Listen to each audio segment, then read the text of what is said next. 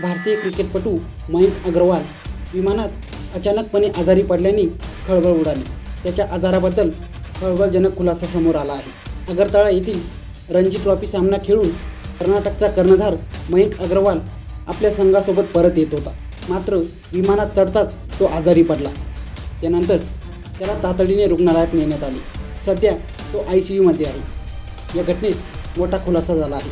पाणी समजून त्यांनी विषारी द्रव प्यायल्याचे समोर येत आहे। हा द्रव पदार्थ त्याच्या सीटवर ठेवलेला होता।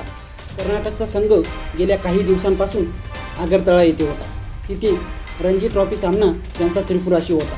हा सामना जिंकल्यानंतर कर्नाटकचा संघ इंडिगो एअरलाईनच्या विमानाने दिल्ली मार्गे सुरतला रवाना झाला, जिथे त्यांचा पुढील सामना रेल्वेच्या संघाशी होणार होता।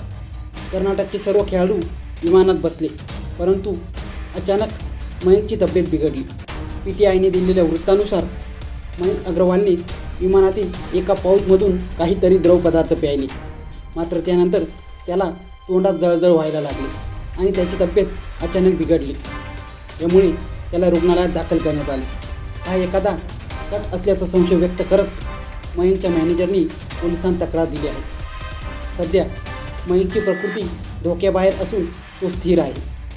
पोलिसांनी या प्रकाराची गंभीर दखल घेतली आहे। याचा कसून तपास करण्यात येईल असे त्रिपुराचे आरोग्यमंत्री यांनी स्पष्ट केले।